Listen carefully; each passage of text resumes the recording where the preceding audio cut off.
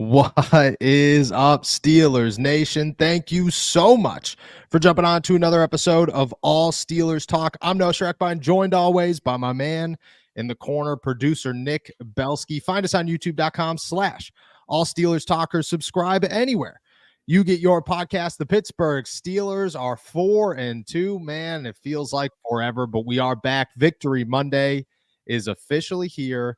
A 32-13 impressive win over the Las Vegas Raiders on the road. But if you listen to Mike Tomlin, if you listen to TJ Watt and Justin Fields and company, kind of felt like a home game. We knew that was coming. There's plenty to react to. Justin Fields, can the Pittsburgh Steelers really bench a 4-2 quarterback with one interception coming off a 32-point game? They might. There's a real possibility that goes down. Najee Harris proved yesterday that he is a good running back, and everybody who continued to say that he wasn't, including times this show, well, maybe we should start talking about, did the Pittsburgh Steelers make a mistake on his fifth-year option? And did the Steelers do enough to convince Davante Adams, hey, man, you should come to Pittsburgh because we look pretty good and we look pretty good in front of your current team? We'll dive into all that, plus we'll answer all your questions as we do every single day. It's a dreary one here in the Burgh, but we say this all the time, and I will say it again. Pittsburgh is at its best when it is a little bit eerie outside. It's an eerie city, and it just feels right that on a Victory Monday, Pittsburgh is showing peak spooky season here in October. How you feeling, my friend? Feeling great on a Victory Monday. Obviously, it was an interesting game. An interesting way to get to 32-13. I'll give you credit. Outside of that garbage time touchdown, the Steelers defense did pretty much everything you expected them to do outside of that opening drive where they got it, rammed right down the center of that defense. But after that, for the majority of the remainder of the game, they didn't give up very many first downs, and obviously the big splash plays were huge. So I'll give you credit. You had a beat on this one, even though when you look at the score predictions, mine looked closer. I'd say you were more closer to predicting how that game looked. Yeah, if they don't score that touchdown at the end of the game, this is over 20 points, called it, and under 10, which I get it. 7 compared to 3, understandable. You know, I missed the mark. You went over. That's a loss on my end. But I still think a game that proved everything I said they were going to prove, and then they walked off the way I even said they were going to walk off. Can we play the Mike Tomlin video real quick? Yeah, of course.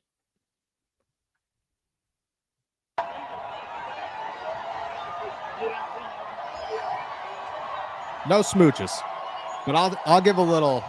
I'll take that. I'll take that as a victory.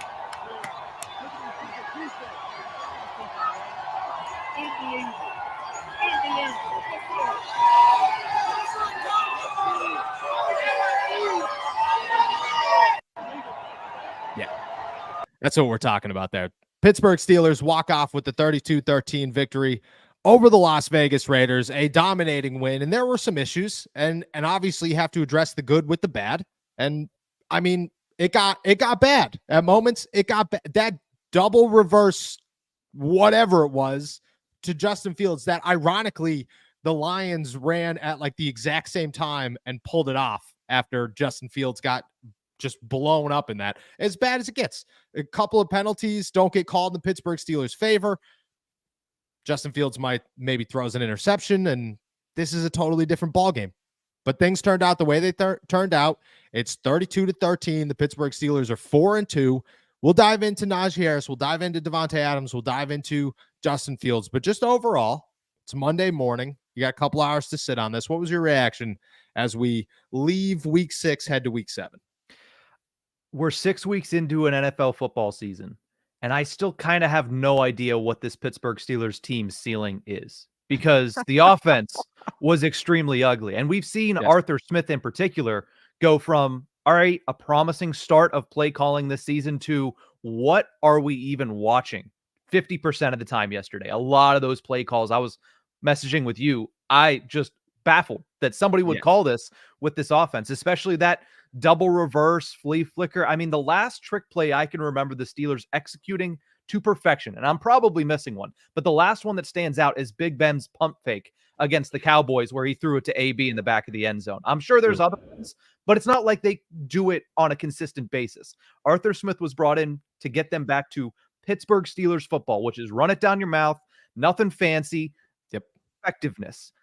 All these trick plays, all these, screens or halfback tosses, all the stuff that they're trying to do, it seems a little too fancy for what we brought him in for. So I didn't like the play calling. I didn't think the offense was particularly effective, but hey, when your defense is working that well and you're playing a team like the Raiders, that's going to be enough to blow somebody out.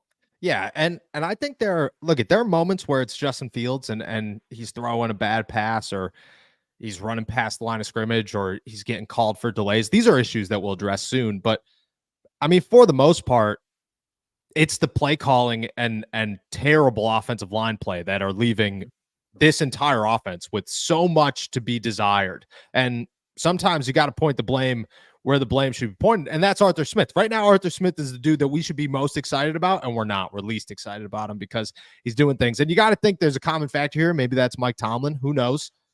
Still, you put up 32 points, and I think that's the other side of this is you put up 32 points in a game where it kind of feels like, how did we get here? How did we get to 32 points? That's a great game.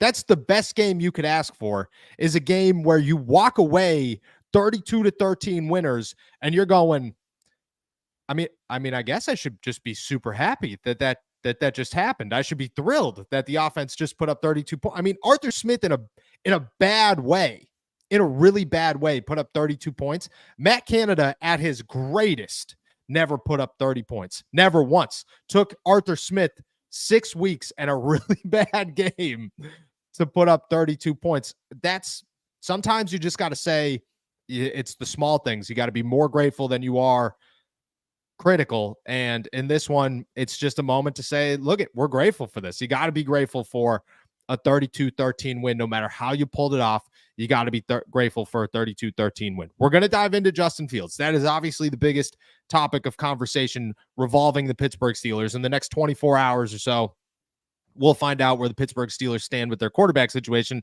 And you have to ask the question, can you bench somebody after a 32-point performance? But there are other topics of conversation we should dive into first. The first one is Najee Harris. That dude went off. 107 yards on 14 carries, 1 touchdown where he dove from the 5. I get it. He got real weird in that press conference afterwards, but I'm trying not to bring that up because, like, he even said at the end, he's like, you guys could write something negative, and I don't want to be that guy. I don't want to be like, all right, well, you want to be weird, I'll be weird back. I want to be appreciative of the effort and the performance that he put on that field.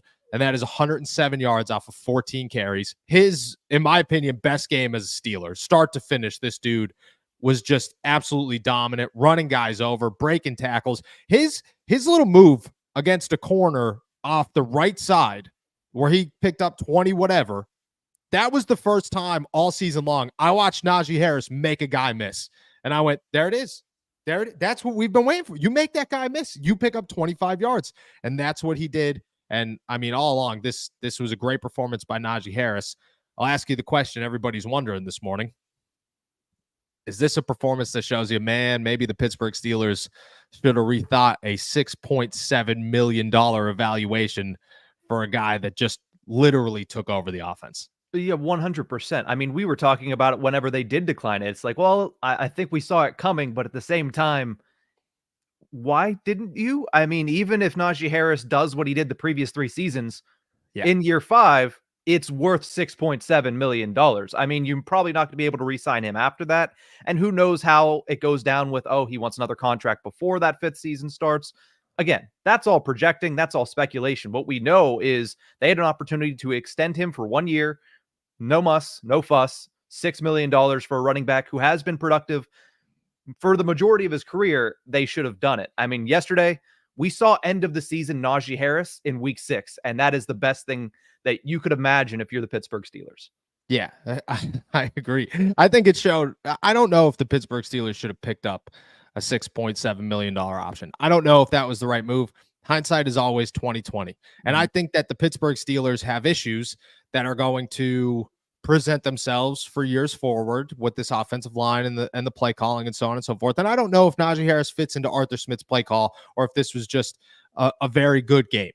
What I will say is that I do feel that if Najee Harris ends up in San Francisco, if Najee Harris ends up in LA or somewhere with just like an offensive coaching style that fits what he's capable of doing, we will be looking at this a year from now going, yeah, Najee Harris is a freak, man. Najee Harris is really good. Maybe the Pittsburgh Steelers hurt him more than they helped him. And I think that was evident here, is that when Najee Harris goes off, when you give him the opportunities, when you give him the holes, I mean, this is a guy that shows he's a first-round talent. And the Steelers have never given him an offensive line, ever. This is the best offensive line they've had with him, and it's still very bad. And they've never once, I mean, dude, his play callers were Matt Canada, Eddie Faulkner, Mike Sullivan, and now Arthur Smith. And I mean, they just never, you want to talk about never given an opportunity, and they never gave him an opportunity. I was excited for what Najee did yesterday. I think Najee deserves more praise than he gets. I also think Najee is a guy that works a lot better outside of Pittsburgh. I also think there's no shot Najee Harris would come back to Pittsburgh after a game like that and would simply look at it and say, yeah, no, this is what I could do in a good offense. Maybe I should just go to a good offense, sign a 1-year deal, and then go get the bag somewhere, and then go get a boatload of money elsewhere because, well, look at this. I could do things, really good things on the football field, just not with a bad offensive line, no quarterback, and a bad offensive coordinator. Shout out Najee Harris. The other topic of conversation here, the other big one before we get into Justin Fields, is an easy one, or at least an easy question. I don't know about an easy answer. Davante Adams. Did the Pittsburgh Steelers do enough yesterday to say, hey, pal, you're standing right, you're watching this go down. You're seeing what we can do. 32 points. We didn't even look good. We clearly can need another number one wide receiver. They do enough to convince Davante Adams to come to the Pittsburgh Steelers? Is that what happened yesterday?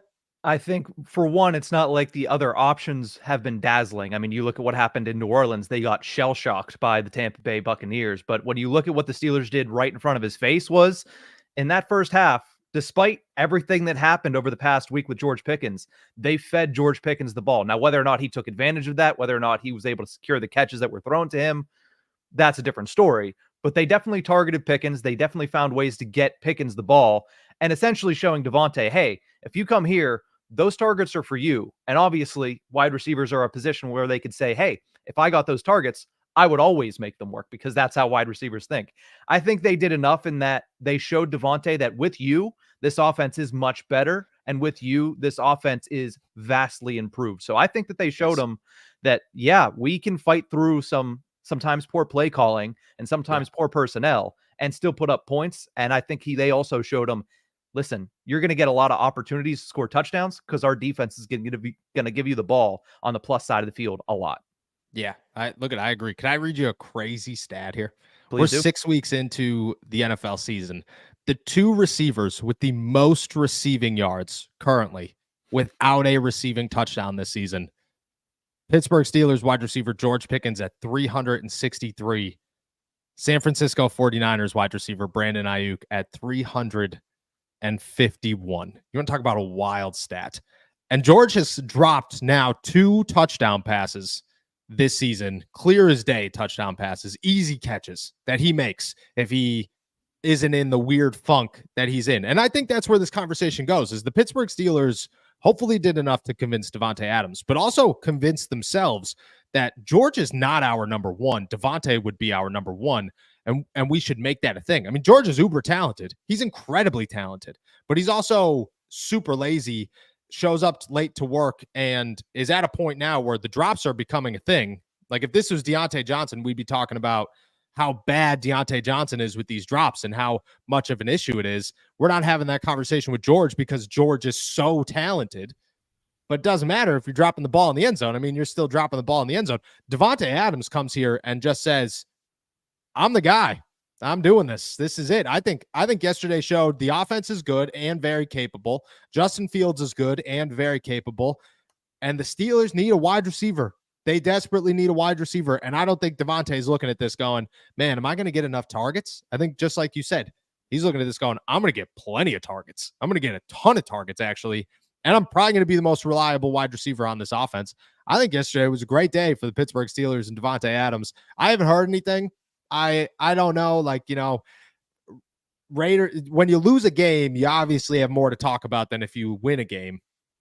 And anybody in Vegas who had 5 seconds on their hands yesterday, God bless them, because I didn't think they were going to, and I didn't try to make any contact with anybody when it came to reporting on where Davante Adams' mindset was after that game. But I have a feeling that he was watching that going, yeah, well, the Saints got 51 points dropped on them. TJ Watt looks like the greatest defensive player of all time. Even Dante Jackson looks electric. And if this offense is putting up 32 points without me, imagine what it could do with me. I feel like yesterday was a very good day for the Pittsburgh Steelers and Davante Adams. And I know everybody's going to ask, what's the percentage? Where am I feeling? So on and so forth. I would say yesterday boosted that. I think we were at a 70. I think maybe it's a 75. Not good. 75 is not strong. Anything below a 70 is a maybe. But I would say 75% chance. I think the Steelers have to be in first place, firmly in first place for Davante Adams. Do you feel differently? I feel like right now it's going that direction, but again, it's similar to the San Francisco situation earlier before the season, where it was, not only because the Steelers are just becoming a stronger candidate, but more so because other teams are kind of falling to the wayside. I mean, New Orleans, we saw what happened. The Jets obviously are the Jets, and next week's another big week for the Devonte Adams sweepstakes. If the Steelers can take down the Jets, it just makes it more likely that the Steelers are his top destination outside of just simply staying in Vegas. Yeah, I agree. I feel like the Pittsburgh Steelers are in a good spot right now. We'll see what happens by the end of the week. Everybody keeps saying it's coming. There's going to be moves that, get made soon. And Jeremy Fowler saying the longer we wait, the more this favors the Pittsburgh Steelers. I don't know how, but I think the sense of urgency favors the Pittsburgh Steelers, because I look at it and say, eventually the Jets have an opportunity to say they're good. They're going to get the bump, and eventually the Saints will get Derek Carr back. So I think sense of urgency only helps the Pittsburgh Steelers. And then there's the big one, the last question I got here, the biggest one, as we look back at this game. Justin Fields completed 14 of 24 passes yesterday for 145 yards. Not the greatest day as a Pittsburgh Steeler, but he ran 11 times for 59 yards. It was really 10 times for 60 yards, but he took a knee. They count that in the NFL, and 2 touchdowns. There were moments of, how do you get 2 delay of game penalties in one game? How does that happen? There were moments of, you're 3 yards beyond the line of scrimmage. What's going on there? And then there were moments of, if Russell Wilson's on this field right now, that's a sack. If Russell Wilson's on the field right now, the Pittsburgh Steelers don't score that touchdown. And there are moments of both of those in this game. The Pittsburgh Steelers are 4-2. They put up 32 points against the Las Vegas Raiders. Justin Fields has 2 turnovers all season long. He's doing exactly what the Pittsburgh Steelers asked their quarterback to do, which is don't lose football games, and he's not doing that. But, I mean, we'll find out tomorrow. Can the Pittsburgh Steelers really bench a quarterback after putting up 32 points in a win? Yeah, they can. And I honestly, if I had to predict what they would do, I would say they will. Because Justin, while, there were a lot of plays that he made yesterday that were plays that only Justin can make, or at the very least, plays that Russell cannot, I do think that this is a team that looks at this and says he didn't blow everybody away. He did have, I would consider, a bad game yesterday. Yes. And what he did well were the things that he did well in Chicago. He made plays with his legs. You're hoping your offensive line is not as bad. Obviously, you're hoping for the best with Zach Frazier at center, because if you're down another starting offensive lineman, you're in a very difficult situation. But at the same time, I think the Steelers are going to look at this and say, we put up 32 points, but how many of those drives started on the Vegas Raiders 20-yard line, the 10-yard line, at one point, the 8-yard line? What I would do is I would still ride it out with Justin. I would let Justin continue to build on what he has started in this season. But I just feel like what we've seen from everything over the past week, it feels like that was not a performance that was enough to hold off Russell Wilson, considering how much Mike Tomlin wants to see what he has. So again, I'm not saying that I would do it, but I'm saying that could they do it? Do I see them doing it? Yes, I see them doing it. Yeah, I agree. I don't know if I see them doing it yet. I think that they might continue to push this off, and they have one more excuse. The final excuse is, well, Russ is shaking off the rust. And they could push that out. They got a whole week to push that out because Mike Tomlin, he knew what he was doing. He didn't just talk to the media and say, oh, now it's about shaking off the rust. He knew that was in the game plan. He knew that he had to say that to extend this conversation even further. I think that's what we get on Tuesday is we'll see if Russ can shake off the rust enough, and then we'll have a conversation by the end of the week. If we get there, that'll be the conversation. I personally think you are nuts to bench Justin Fields right now. I don't think you should announce him as the long-term starter. I don't believe that he did enough in these last 2 weeks to say he's the guy. You got to stick with them. But I think that if you're 4-2, you have a guy who is not losing you football games. The Pittsburgh Steelers had a clear plan. And I think that's the thing here is everybody's going to talk about, well, he didn't have the best game. He didn't have the best game. He's not the reason they scored 32 points. He scored 2 of those touchdowns, first off. And second off, the Steelers never wanted Russell Wilson to come out here and score 40 points on his own. Never. The game plan this season was hire an offensive coordinator who is going to run the football better than anybody. Okay? That's what they did yesterday. Check. The defense is going to hold off offenses to the point where you win through just simply not losing. Check. The Pittsburgh Steelers are doing that. And your quarterback, all he cannot do is turn the football over and put you in position to win. He doesn't have to go win it. He's just got to put you in position to win football games. And Justin Fields has done that. He does not score every time. There are drives that start on the 8-yard line and finish with negative 10 yards. And that's atrocious. That is atrocious. That's as bad as it gets. Easy, hands down. But the Steelers don't score 3 touchdowns yesterday without Justin Fields.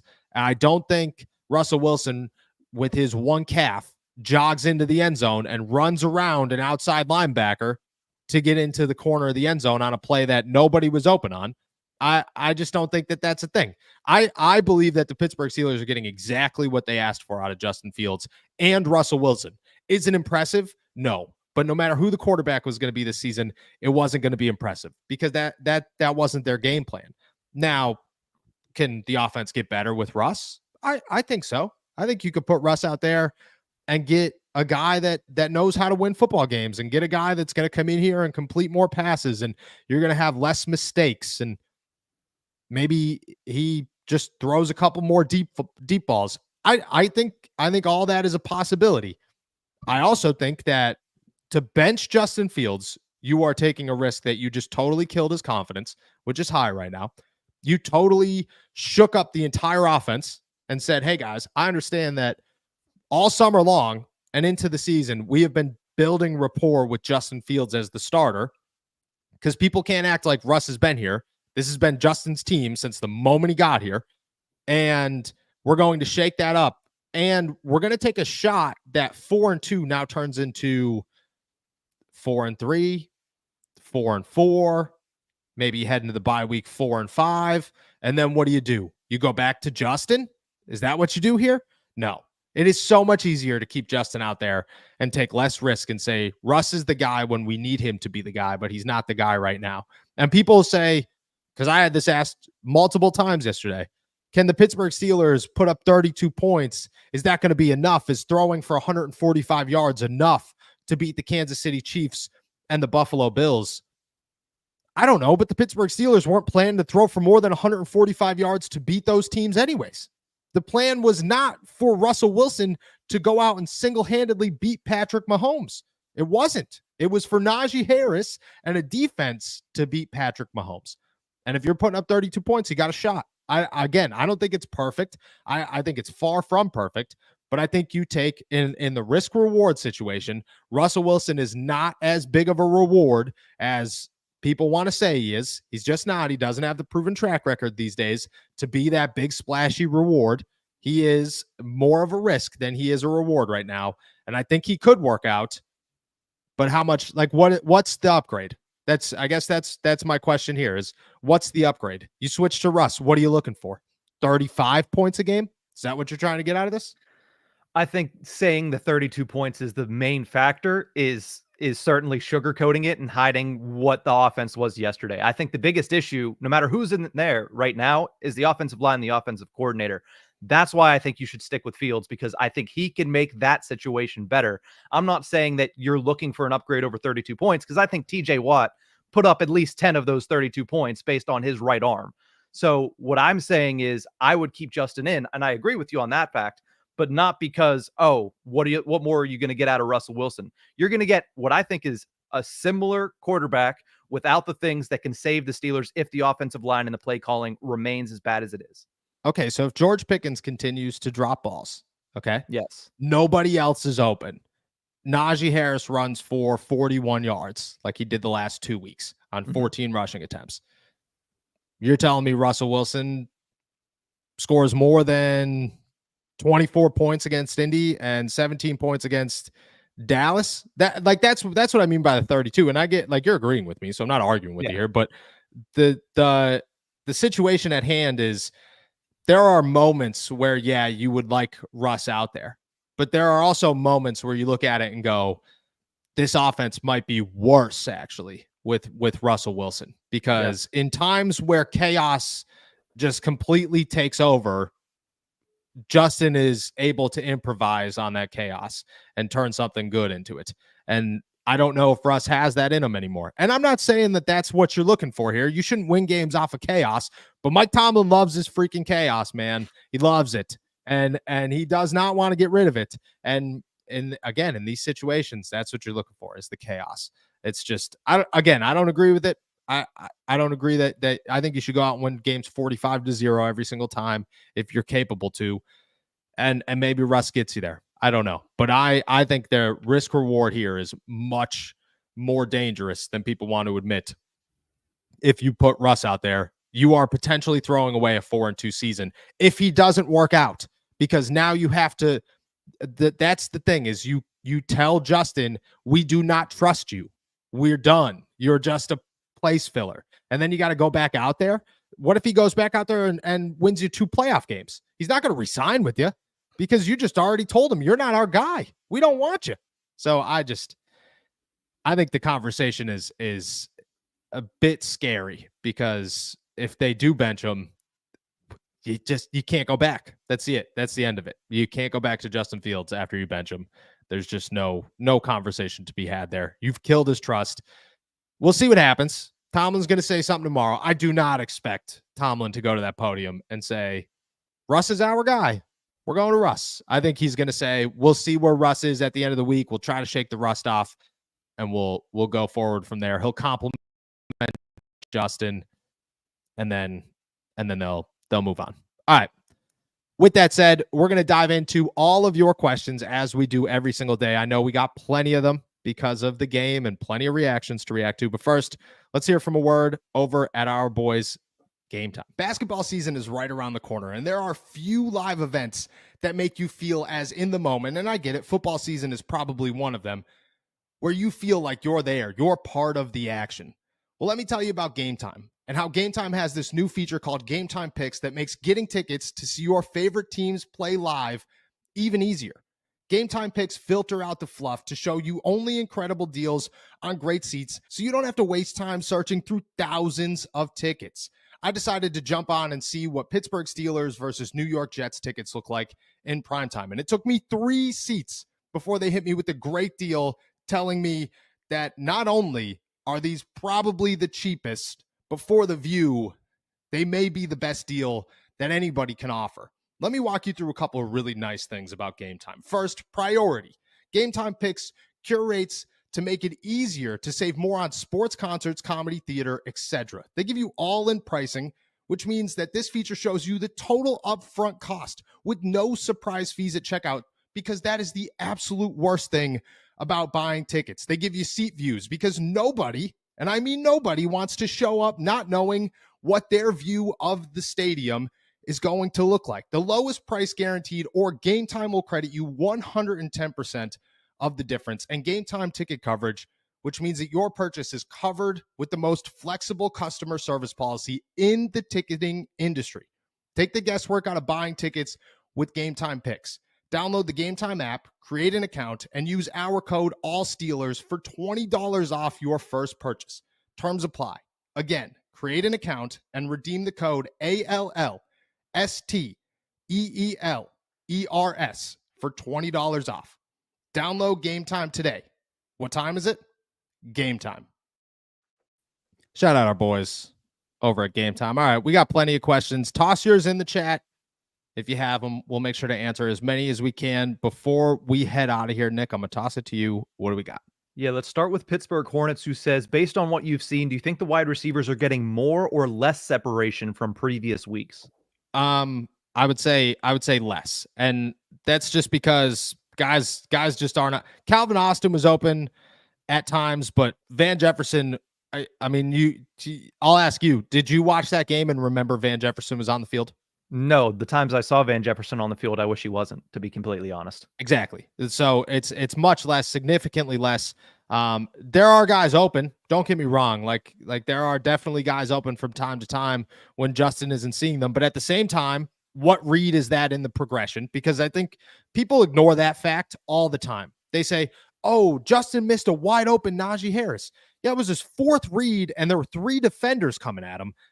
He wasn't supposed to get there. The game plan was for him not to get to that read. Somebody else should have been open. I don't know where in the progression these reads are. There were times where there were guys open, but overall, I mean, even George Pickens isn't getting the separation that he wishes he got. Calvin Austin does to a degree. Honestly, Pat Fryermuth's separation is pretty nice, but I don't know if he's ever the first read, and it blows my mind. So I would say less. The wide receiver room is becoming more concerning because George Pickens is getting weaker as a number one. Let's go over to Yinzer Joe, who says Najee was running very hard yesterday. Even with no holes, he ran people over. I feel like even having Warren back didn't help much. This was a game for power, not speed running. How do you feel? I mean, Najee ran like Najee always runs. The difference is that sometimes Najee's able to burst one for 25 yards and sometimes he's not. And yesterday he was able to burst a couple for 25 yards. But this is the offensive line. This is the game plan that he lives with an offense that is not built to support his need or his running style. And he made the most of it yesterday. That's how I feel. I feel Najee had one hell of a game. That's who Najee is. Najee's a power back who will run you over. There's a reason he's got like 7 scariest runs or whatever they are from Kyle Brandt of NFL Network, is because he does this on a consistent basis. And I have a feeling he's going to get another one this week. But that's who Najee is. You know, that's who Najee is. It's just the offense isn't built for him. Sometimes he's able to do things like this. Let's go over to Brad, who wants to know, Noah, when we have away games, where are you walking to when you do the walkover? Is it just a Sunday tradition? Yeah, so when I'm not traveling for away games, which I travel to some, most of the drivable ones, I usually don't fly. But yeah, I hit up this little coffee shop over in Highland Park. It's called Tazos, and it's fire. It's my favorite little coffee shop in Pittsburgh. Great people, great coffee, great breakfast hand pies. You can't beat it. So that's where my walkover was, and my wife was like 3 feet in front of me, trying desperately not to be in the camera because she is very camera shy. Let's go over to Paul, who says, hi, Noah and Nick. Does yesterday's result and performance change either of your season win-loss predictions? I'm thinking 10-7 based on the bad luck that we've had with key injuries. Yeah, I mean, I stand firm at 10-7. This was a win that I expected to happen. I also expected it to be a blowout, which it was. And where we stand currently, yeah, I was looking at 10-7. I guess 10-7 on Friday, even predicting that they were going to win by 20, which they won by 19. So I'll take. Let's jump over to Marlon, who says, do you think it's more likely to get Adams or find a trade for a solid number 2 wide receiver like a guy Romeo Doubs out of Green Bay? What I'm seeing out of George Pickens right now, the Pittsburgh Steelers need a number 1. They need, I think Romeo Doubs is a solid one who has the upside to be a 1. I think the Steelers are crazy to touch another controversial young wide receiver who isn't showing up to work when they already have one of those guys. Devonte Adams is a vet. He's got really good rapport in Vegas. I get things are weird right now, but everybody in Vegas says how much they respect him. I look at Devonte as you have to go get him. Like if he's healthy and he's not going to cost a boatload of money, go get him. You can afford him. and make it happen, because you need a number one, and Devontae's a number one. Let's jump down to the Fields is for the Pickens. Appreciate you as always. Says, what is the wide receiver trade equal to the Donte Jackson trade? Well, like who would we ship to go get Devonte in a D-Jack, Deontay Johnson type of situation? Is that the question here? I believe that's what the question is. I would say to go get a Davante Adams, you're trading a George Pickens, you're trading a Najee Harris, you're trading a Russell Wilson, you're trading somebody big, certainly somebody big. The Steelers got lucky with Deontay Johnson and D-Jack. I'll say that. You know, Deontay is a good player, a really good player, and the Pittsburgh Steelers could use him, certainly. This offense is way better with Deontay Johnson in it. I don't care what you say. But to have that reliable starter on the other side of Joey Porter Jr., who's 28 years old. So you got to look at him and say, he's here for the next 2 years. Like, you're going to re-sign him. That's unmatched. So, I mean, you're going to win through defense. That's what they're doing. Donte Jackson adds to that. I would say it's a George Pickens, Najee Harris, Russell Wilson style trade to go get a guy like Davante Adams. Let's jump over to Jeremy, who says, do you think benching Fields has a chance to divide the Steelers locker room? I don't know about divide the locker room, because guys love Russ and guys love Justin, and they're not going to just like say, oh, I can't believe, but there will be, like, there won't be guys that turn on Russ. That people like Russ, teammates are always super close, and Russ is a good leader, but there will be a lot of guys that say, why did we make this call? What's wrong with 4-2 and 32 points with our quarterback scoring 2 of those touchdowns? What's wrong with that? I mean, I think that'll come into play here. Is there will be guys who ask the question why, like, doesn't make any sense, and there will be a lot of guys that bring up, okay, and they want to say this externally, but there will be questions of, okay, well, George is showing up late to work, and we're kind of tired of George, because that's been reported that players are very open at this point about they're kind of tired of George Pickens' antics. There will be people that say, well, the offensive line is beat to hell. Why are we not talking about that? There will be people that say the offensive coordinator is really not calling the best play calls, or the wide receivers aren't getting open, but our quarterback's getting benched. That just doesn't make sense. And I think it'll raise questions from players. None of them will vocalize it, but I don't think people will turn on Russ. No. Let's jump over to Bert, who says, if we want Adams, I think it's all on the Jets game. He'll go to the winner of that game. Do you agree? Potentially. The Raiders are like now playing, I guess, like you call it trade chicken with Davante Adams, saying, oh, well, we might keep him. Maybe. I believe that a trade could go down before then, but I also think that this could go right to the deadline. I do believe that this could go right to the deadline, and this game will decide it. The bad part is that the Steelers are facing a coach with a bump. You're getting the bump. Are the Jets play tonight? Do the Jets play tonight? I believe the Jets have a game this weekend. I don't remember if it's tonight or if they already played. They did not already play. I'm almost positive they did not already play. We would have heard all about that. Yeah, they played at night against the Bills. Okay, so they won't get the bump. The bump will already be gone. So you'll have a fair, even game. I think it does play a factor in it. I don't know how much. I think it plays more of a factor if Aaron Rodgers in the offense looks really bad against the Steelers than it does if the Steelers just win and both offenses look good. All righty, let's go over to Nate, who just wants to know, do you want Justin to be the guy of the future? I do. I believe that Justin has a lot of potential. I like what he has shown. I mean, from the day he arrived at OTAs, he looked terrible, like bad, like real bad. We came on this show the first day of training camp trying to tell everybody, guys, I get that Justin's going to have this one play go viral. He looked really bad the rest of the day, like atrocious the rest of the day. I was very pro Russell Wilson when this season started. Justin Fields has taken steps, significant steps, each step of the way. Every time that Justin has faced like hey, okay, this is the issue now, he's overcome it and gotten better. I don't think the rest of the Steelers offense has done that around him I like what I've seen out of Justin. I believe Justin is 25 years old with a ton of potential, makes plays, is playing his smartest football right now, which is good. And this is a guy that came from nothing, who had no development in Chicago, none. He looks like a lost puppy out there with no coaching, no help, the worst offensive line in football. And now he's in Pittsburgh with some issues around him, but he's growing. And I mean, why are you passing that up? What are you going to, unless the option in the draft is better, I don't know where you go that you say the ceiling is higher than Justin Fields. Let's jump over to Pittsburgh Hornets, who says, is Roman Wilson really getting onto this moving train? I finally, yeah, he didn't do anything. I don't know what his snap count was against the Raiders, but it had to be very low.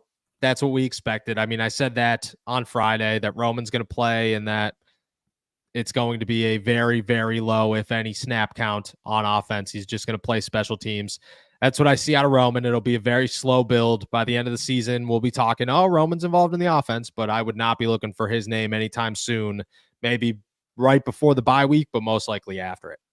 Roman Wilson finished yesterday's game with 5 snaps, 0 on special teams, all 5 on offense. But one of those 5 was the angry run from Najee Harris that went for about 17. Oh, that is true. He had a phenomenal block on that, actually. Yeah. Phenomenal block. If you go back, he chipped somebody downfield.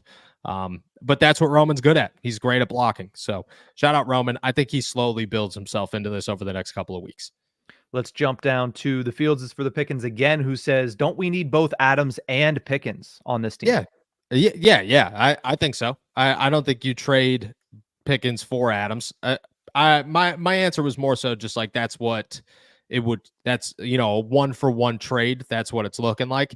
But I think you need both. I think you need both. And to be honest, I think that's what fits best. Is Devonte is your number one. He is your true-hearted superstar. This is a guy that you could turn to at all moments. Doesn't matter what it is. He is the reliable set of hands. And George Pickens is your crazy playmaker number 2. That's how I see this. And there will be people who argue, but Devonte is not going to drop touchdown passes. And that's where we're at. I think this is a move that could set the Steelers up with a legitimate 1-2 punch that works different things. Like Devonte is always reliable, one of the best hands and receivers and route runners in the NFL. And then George Pickens can make some splash happen when called upon. And then you have guys like Calvin Austin, Roman Wilson, and Pat Freiermuth who just all fill in the rest of the gap. Let's jump over to Dalton, who wants to know, do you think that Patrick Queen stepped up and showed us why he was worth that contract? I believe he looked great yesterday. Yeah, yesterday was his best day as a Steeler. Easy. That being said, you're against Aiden O'Connell, no wide receivers, and the backup running back. So you have to take that and include that into your evaluation. But he did look good, and that's what you're looking for. Look at Patrick Queen is a guy that you weren't going to have a better option than. This is my defense for Patrick. It's been the same all season. You weren't going to have a better option than Patrick Queen. You just weren't. Like, what were you going to do? You're going to keep Devin Bush? No. That's or Miles Jack. Wasn't going to happen. So Patrick Queen was the best option you could get. You got him for $2 million cheaper than the market value, which is huge. And it's essentially a 1-year deal. Like everybody wants to say, oh, they signed him for $41 million. If they cut him after this season, I think his cap hit's like less than $3 million. So you're not really putting a ton on him. It's essentially a 1-year tryout deal with some good backloaded contract offers or options. And I mean, that's what you needed. So I think he did play very well yesterday. We have to see it continue, but I'm not a guy that's upset about the Patrick Queen move as much as some of these people online are. Let's go over to William, who says, who do you realistically see the Steelers trading for before the trade deadline? Davante Adams. That's my option. Davante Adams. They're not going to add to the offensive line. They have their offensive line. They're not going to add to their defense. They have their defense. It's Davante Adams. It's the only position that they need as a wide receiver. They need it desperately. My guess, realistically, is Davante Adams. William also wants to know, do you think there is any way they trade for somebody on the defensive side of the ball? No, there's just no positions in need. Terrell Edmonds played really well yesterday. Was very impressed. You're going to get Cam Sutton and Corey Trice back on the other side of the ball or the bye week. That's huge. And like Beanie Bishop showed yesterday exactly how good and bad he can be. He was terrible at times. I mean, that garbage time touchdown on Beanie Bishop, he's like 4 yards behind the wide receiver, which that's classic Beanie Bishop. But there were moments where he had that brilliant tackle for loss where you go, that's why you keep that guy. You just want to see where he goes from here. He's not your answer, but he's an option. And I think just to have that as like your worst defender, pretty good place to be. So I would say no, they just don't need anybody. Let's jump over to Leandrew. Appreciate you as always. Says, I know Darnell Washington is a monster of a blocker, but will Arthur Smith ever get him more involved in the passing game? I mean, he caught one less pass and had 7 less yards than Pat Freiermuth. So I believe Arthur Smith wants to get him involved. I believe the Steelers offense wants to get him involved. They are just not getting anybody involved at all, which again, that was the game plan coming into the season, was run the football and continue to live and die off of Najee Harris and Justin Fields' legs. And that's what they're doing. So I think Darnell Washington is great as a pass catcher right now. And I think Pat Freiermuth is too. And I think Connor Hayward is. And when Michael Pruitt comes back, he is too. The issue is that, right now they're just not getting anybody involved. And it's an all around issue, not just Darnell. But yes, I hope that they do. That's my hope. Let's go over to Mike, who says, do you think our fan base showing up in a significant way affects Davante Adams' decision, knowing he's coming to a franchise with great fan support?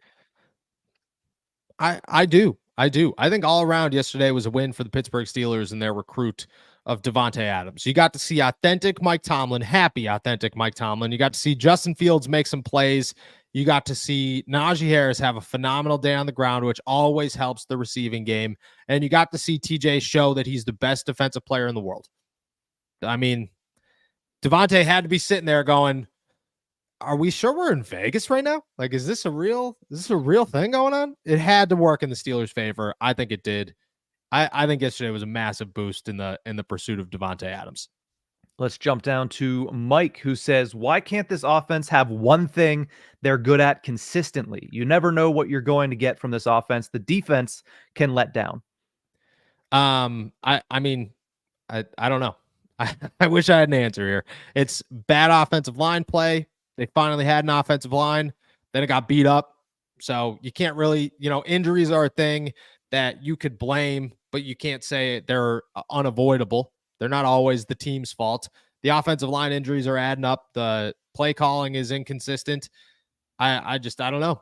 I'll tell you this. You want to know the one thing that they do consistently well is let their quarterback get them out of 3rd and 14 situations with his legs. So you want to talk about, they could do one thing well. Justin Fields. But I agree. If they could get one thing down consistently, this team would be much better. But they just, for the life of me, never could. And I don't expect them to anytime soon. Let's go over to Hollywood 931, who says, was I the only person whose heart fell in their stomach when Zach Frazier went down? Also, a couple other people asking if you have an update on the Steelers center. Yeah, I've been told it's an ankle sprain for Zach Frazier. Not ideal. But I do think he's going to be pushing to play. He'll probably miss the start of this week. He's a guy, he crawled off the field with a broken leg. That's a guy that's ready. He was ready to go back in yesterday. And yeah. I was told he was like really ready to, like they said it on the broadcast. Mm-hmm. I was told that he was like, no, I'm going in this damn game. Like I'm not coming out. And they were like, dude, we're up 20 points. Like you don't need to go back in the game. I think I think he's going to play this weekend. That's just a guess of mine. I've heard it's an ankle sprain. We'll hear more. But he's a tough dude. I have a hard time imagining he's just going to be comfortable missing a game. Let's go over to Darian, who says, if the Steelers miss out on Adams, should they pursue D-Hop instead? Yeah, I like the D-Hop thought. My thing with D-Hop is he old? Like, is he done? Because you watch Tennessee and maybe he's done. Like maybe he just doesn't have it left in the tank, and maybe they're just not using him. I have no idea. I think it's more of a risk than Devonte, but I do think it's somebody they should consider And I think it's somebody who should be available because that Titans team stinks. Calvin Ridley's calling out the offensive coordinator, and Will Levis is garbage. So I think he should and will be available. Yinzer Joe says, I have a feeling Van Jefferson is used more for blocking rather than receiving, and they're using the tight ends as receiving as well. How do you feel? Yeah, I think that if your number 2 wide receiver is only here to block people, he's not a number 2 wide receiver. That's how I feel. Like, you should not be doing that. I get it. Van Jefferson is a quality blocker. Great. You want to know who else is? Roman Wilson. Maybe you should put him out there because he's going to catch more passes. I like Van. I think Van's a really good person. I think he works really, really hard. I think he is suited so much more to be a wide receiver 4 that comes out here and catches like 2 passes a game, because that's the thing is if he's not the second focus of a defense, he catches more footballs. He gets more open. He has better opportunities. I look at Van and say that, his misuse is hurting him. But I don't think you can fix it right now. I think when you start feeling comfortable with Roman Wilson, you can. If you go get Devonte Adams, you can. And it makes everything better because he is a quality blocker. If you utilize him better, he just becomes a better wide receiver. As for the tight ends, I mean, they did nothing yesterday. They should do more. I think that's a product of the offense that they're not really viewed as. Nobody right now is viewed as anything in that offense. It's just run the football, and run the football. I will say if Justin Fields was 2 steps further back, Pat Freiermuth would have had 3 touchdowns in 3 games. Agreed. Definitely agreed. Let's go over to King, who says, I know our wide receiver room is bad, but I would like to see more 5 wide receiver sets and have Justin run if no one is open. What are your thoughts? I get where you're open. Yeah, I get where you're coming from, but nobody's gonna be open. Like nobody. What's who are the 5 wide receivers? You're putting George, Van Jefferson, Calvin Austin, Roman Wilson, and then Pat Freiermuth out there. Like that's an atrocious 5 set. That is an atrocious 5 wide receiver set. So like I get spread it out, give Justin less guys in the box so there's less concentration on him. He's got more running lanes to work with. I get the theory. I don't like if I'm a defense and you line those 5 wide receivers out, I'm looking at it and going, yeah, just make sure Justin doesn't run because this is easy. We'll just don't let the quarterback go anywhere. I just don't think you have the wide receiver weapons to actually do that. Let's go over to Jesse, who wants to know what your thoughts were on Jaylen Warren's return game yesterday. Do you think his presence helped Najee Harris at all? Yeah, I do, but I just think it helped the offense as a whole. Jaylen being out there, being a change of pace back, even a couple of times, being able to run well and pass block, give Najee some quality reps off. I think it's nice, to have Jaylen out there instead of an Aaron Shaplin. The defense still has to pay attention to him. And then when Najee comes back in, the offense could continue to run fluid because you didn't just put Aaron Shaplin out there to pass block like you knew you were going to do. It makes it less predictable for the offense. So I think his presence is always felt, and he definitely helped not just Najee, but everybody else. Let's go to Jovan, who says, would Wilson stay as quarterback 2 next year if the Steelers decided to keep Fields on as quarterback 1? They'd have to re-sign him. I have a hard time thinking Russell Wilson's going to take a number 2 job in Pittsburgh. If he doesn't get any other options, maybe, but I think somebody will sign him somewhere. I mean, he's a guy that people will look at and say, we'll give him a shot. He's done this before. We'll give him a shot. I don't know who yet, but somebody will. So I would guess no. It's an early guess, but I would guess no.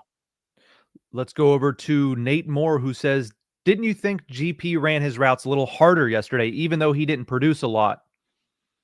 Yes, I do. I do. But I think GP knows that the Steelers are quietly quitting on him and saying, dude, you are more of an issue than you are a producer. And that's not where we need to be. So I think George Pickens is somewhat on the hot seat here in Pittsburgh.